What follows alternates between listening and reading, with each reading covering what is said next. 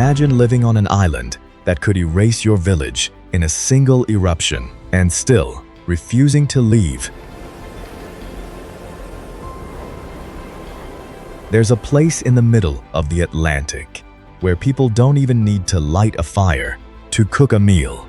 They dig a deep hole into the ground, place pots of food inside, cover it back up with earth, and let the volcano quietly do the rest. There's no charcoal stove, there's no open flame, just heat rising up from deep within the earth, the faint smell of minerals drifting through the air, and the strange feeling that the island beneath your feet is still breathing.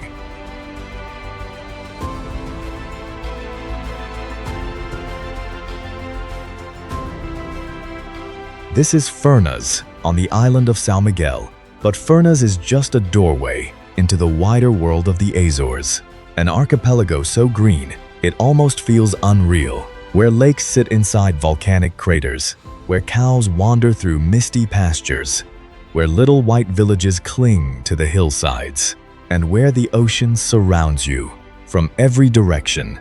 Seen from above, the Azores look like a paradise, forgotten in the middle of the sea. But this paradise wasn't born in peace. It was shaped by fire, by rock, by fog, by the Atlantic wind, and by the people who left.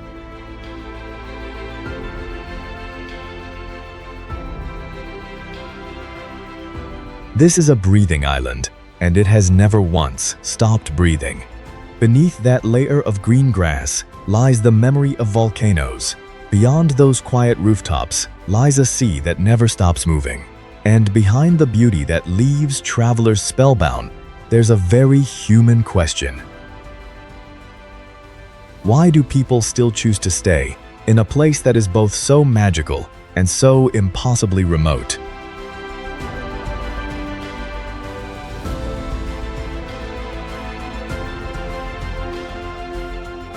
If you look at the Azores through the eyes of a tourist, you'll see paradise. You'll see the blue of Sete Cidades Lake, resting deep inside an old volcanic crater. You'll see narrow roads lined with hydrangeas, herds of cattle grazing freely beneath a curtain of mist, black cliffs rising up before the ocean, and white streams of steam drifting up from the ground, like a scene out of a science fiction film.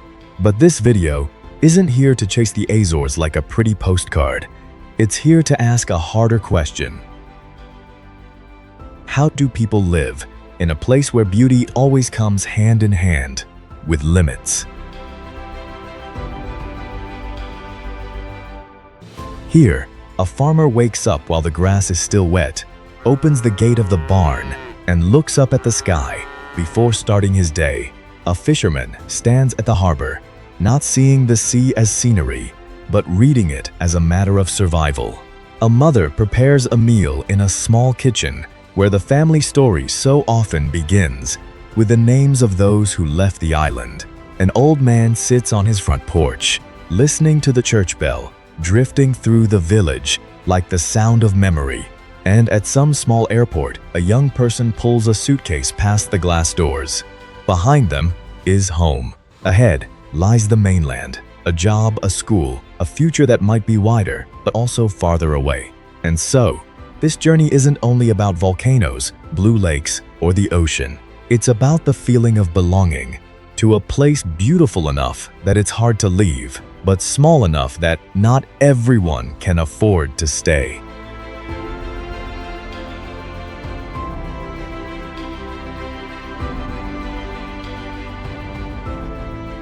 To understand the Azores, you first have to look at it on a map. Out in the North Atlantic, where mainland Europe has fallen far behind to the east, and the coast of North America is still a distant idea to the west. There are 9 small islands belonging to Portugal, scattered like green dots across the surface of the sea. The Azores sit about 1,600 kilometers from mainland Portugal. But the sense of remoteness here isn't only about the number. It lives in the sea that surrounds you in every direction. In the short but important flights, in the ships coming and going from the harbor, and in the habit of a people who always have to factor in the weather before they think about a journey. This archipelago isn't one single, easy-to-define block. It's made up of islands with their own distinct characters. São Miguel, large and deeply green. Pico, rising up with the highest mountain in all of Portugal. Faial, tied to the harbor of Horta and the memory of the ocean. And Flores and Corvo, lying even farther out, like the very last edges of Europe in the open sea. From above, the Azores look like mountain peaks, rising up out of the water. From the ground, it feels closer and more familiar. Black stone walls dividing the pastures. White rooftops under a warm sky. Narrow roads running through small villages. And the sound of waves somewhere behind every conversation. Here, people don't just live on the islands. They live with the feeling that the outside world is always out there, and that to reach it, you first have to cross the ocean.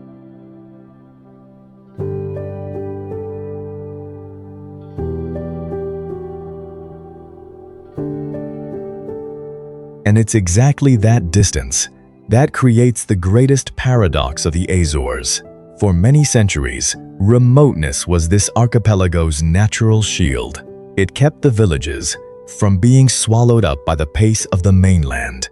It preserved the small roads, the black stone walls, the pastures warm with mist, the harbors where people still recognize one another by the sound of their voices.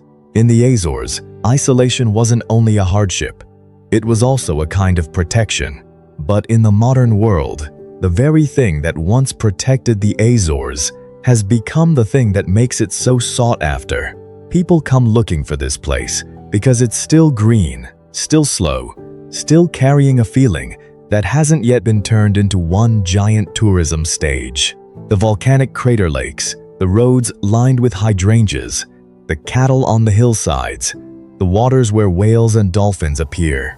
All of it has made the Azores the image that a busy, restless world is suddenly hungry for, a place to escape the noise. But as more and more people come searching for that quiet, the quiet itself begins to change. Tourism brings jobs, income, and new hope to the islands, but it also brings pressure on housing, on land, on the landscape, and on the rhythm of community life. At the same time, young people still feel they have to ask whether home offers them enough opportunity to stay or not. If remoteness once protected the Azores, then what will protect the Azores now that the world has started crossing the ocean to find it?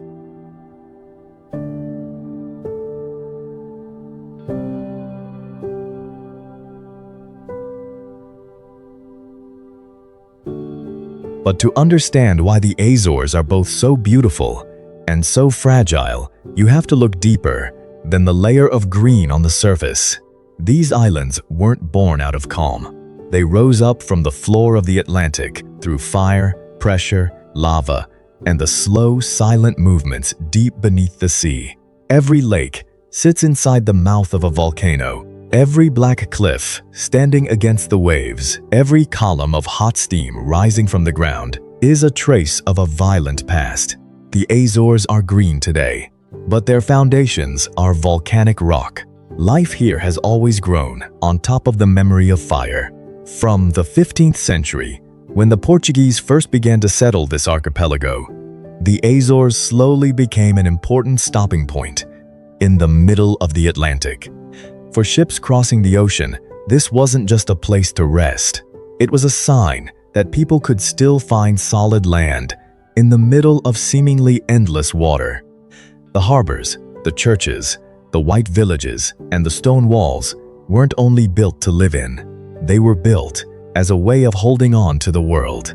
And then, in 1957, the Earth reminded everyone who was really in charge. Off the coast of Faial, near a place called Capelinhos, the sea began to boil. An eruption rose out of the water and lasted for around 13 months, covering the land in ash and dust, and slowly burying everything it touched. Some families watched the ash bury the home their grandparents had built, stone by stone. They left with only what they could carry, and many of them never came back. Capelinhos wasn't just a geological event. It was a reminder that in the Azores, the Earth itself can rewrite the fate of the people who live on it. In the years that followed, through the 1960s and 70s, a great wave of people left the islands, bound for the United States and Canada. They carried with them an accent, a recipe, the memory of neighbors, and a promise that one day they'd return.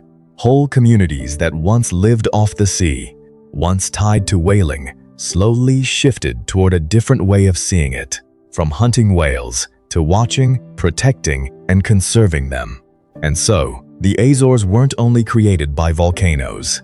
They were also created by the ships, by the goodbyes, and by the longing of those who left the islands, but never truly left this place behind.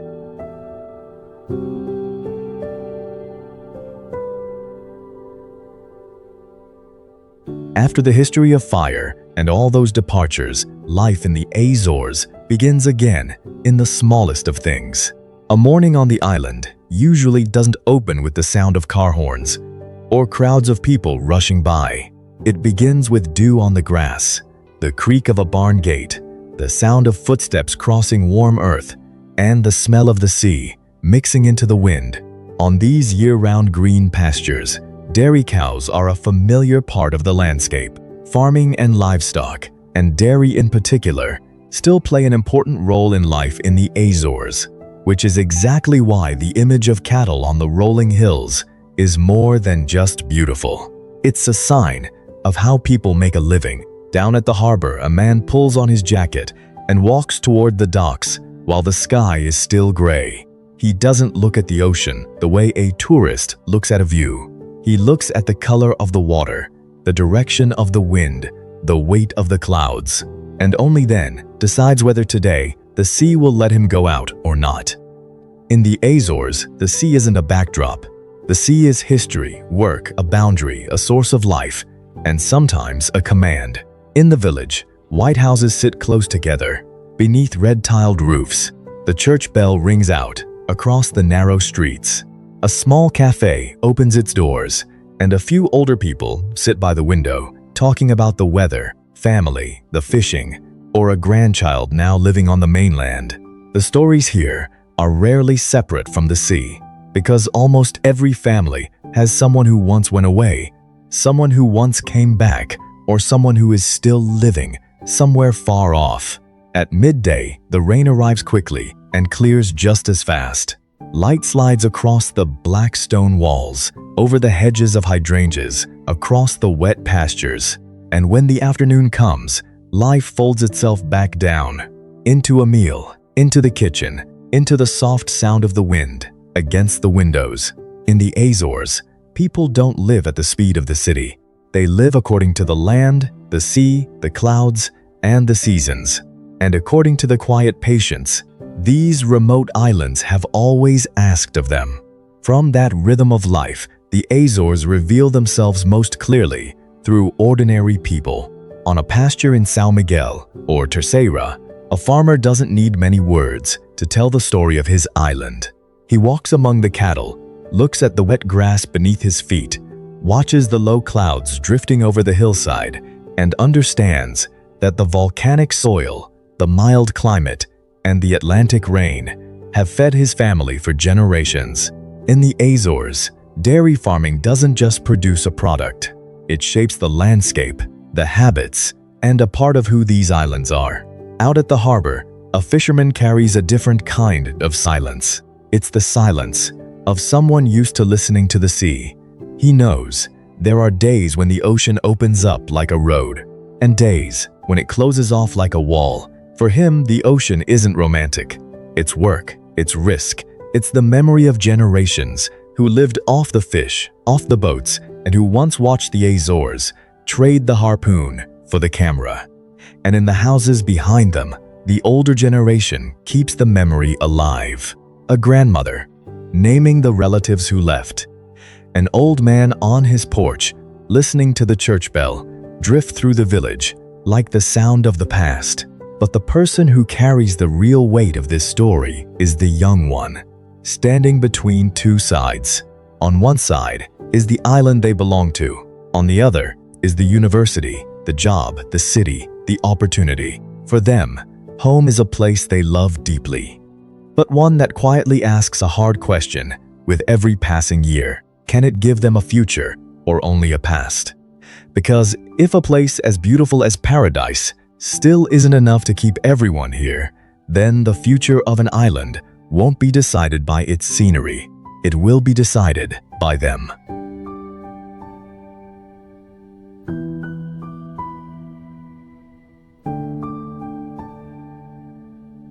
From those people, the story of the Azores moves into a more practical question.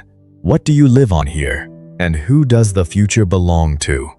On the islands, the economy is never separate from the land itself. Pastures feed the dairy cows. The sea feeds the fishermen. Harbors, airports, schools, hospitals, and public services keep daily life running across an archipelago split apart by the ocean.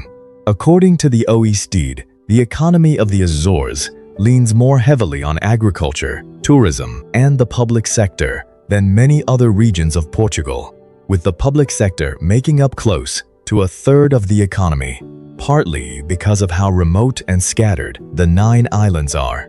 Tourism opens a new door. It brings visitors to the volcanic lakes, the hiking trails, the hot springs, the tea plantations, the harbors, and the whale-watching tours. It creates jobs in guest houses, restaurants, transport, guiding, and local services. For many families, tourism isn't just a chance to earn a living. It's a way to tell the story of home to the rest of the world. But that opportunity doesn't reach every island equally. And it doesn't fully answer the questions of the young. A young person in the Azores grows up surrounded by scenery that millions of people dream of seeing just once in their lives. But when it comes time to choose a career, a school, a future, beauty can't replace a stable income, a field of study that fits, or a job market wide enough to grow into. The OECD has noted that the working-age population of the Azores fell by 2.7% between 2010 and 2023, while the share of young people aged 15 to 39 dropped by 8.1%, a much steeper decline than the overall population. And so, the flights leaving the islands don't only carry tourists back to the mainland, they also carry the children of the Azores. With clothes in a suitcase, school files, a few familiar dishes from home, and a quiet longing that doesn't yet have a name, young people leaving doesn't mean they stop loving home. Sometimes, they leave precisely because that love alone isn't enough to answer the biggest question of all. If they stay, what will they build their future out of? But if the economy answers the question of what people live on, then culture answers the question of where they truly belong. In the Azores, identity doesn't live in grand, sweeping things. It lives in the church bell, ringing through a small village, in the family dinner table, in the loaf of bread sitting next to a wedge of São Jorge cheese, in the pico wine made between black stone walls, and in the way people still speak the names of relatives living far away. Religion holds a deep place in community life. The festivals of the Holy Spirit, common across the Azores, aren't only religious rituals. They're also a chance to share food, to gather the village together, and to reconnect that sense of community. In many places, the tradition of handing out soup, bread, and meat to people during the festival season is still kept alive, turning faith into something very concrete. Eating together, remembering together, belonging together. Food, too, carries the shape of the archipelago. The cozido of Furnas is cooked using the natural heat of the earth. São Jorge cheese carries the rich taste of the pastures, and the milk of the cows, pico wine, is born from patches of black volcanic rock, where people have to build low stone walls to shelter each row of vines from the sea wind. And so, the soul of the Azores doesn't only lie in the landscape, it lies in the way people turn a volcanic island into a meal, turn the sea into memory, turn a festival into connection, and turn a remote archipelago into home.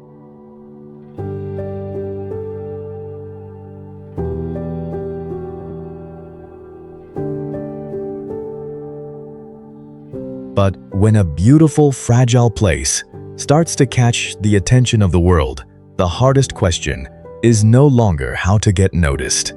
The harder question becomes, how much attention is just enough? The Azores need to develop. These remote islands need jobs, income, better schools, and better services, so that young people don't have to leave too soon.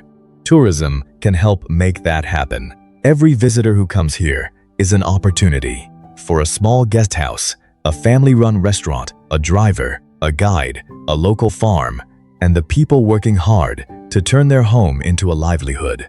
But at the same time, tourism also puts pressure on the very things that make the Azores special. Housing can become more expensive. The quiet roads can grow crowded. Some of the most beautiful places can start to be seen as products to be sold, rather than spaces where a community lives. The OECD has also stressed the need to balance housing supply, to keep young people from leaving, and to manage the pressure of tourism. In the Azores, beyond the land lies the sea, and the sea too is being placed at the center of a big decision.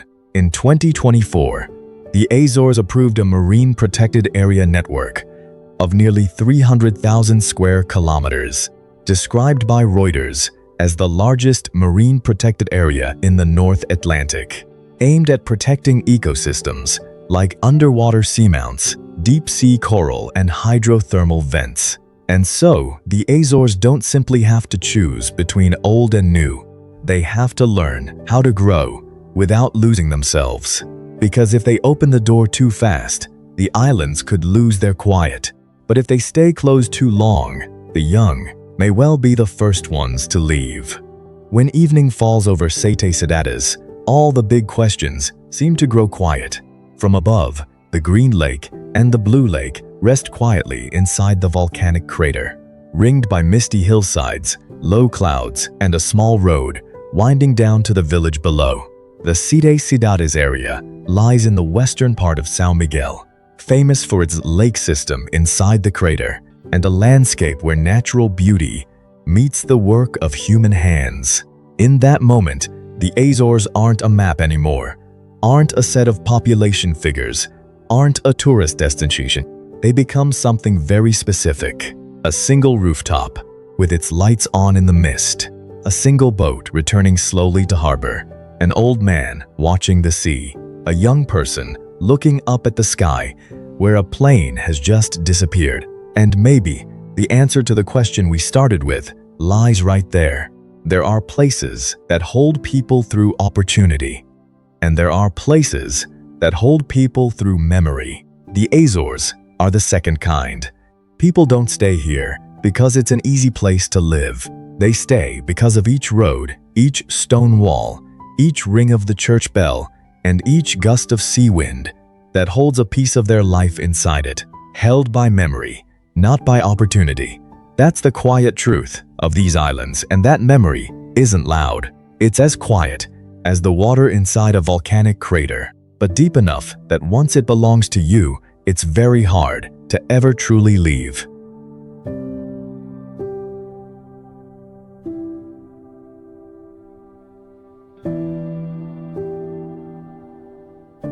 The Azores aren't a paradise because this place is perfect. They're a paradise in a harder sense. A place that asks people to live more slowly, more humbly, and to understand that not everything beautiful is easy to hold on to. This archipelago of 9 islands in the middle of the Atlantic was shaped by nature, by volcanoes, by the sea, and by remoteness. But today, what shapes the Azores isn't only geography, it's also the way people choose their own future. Somewhere between development, conservation, and the memory of home. Here, the volcanoes remind us that the ground has never been completely still. The ocean reminds us that every departure carries a distance with it.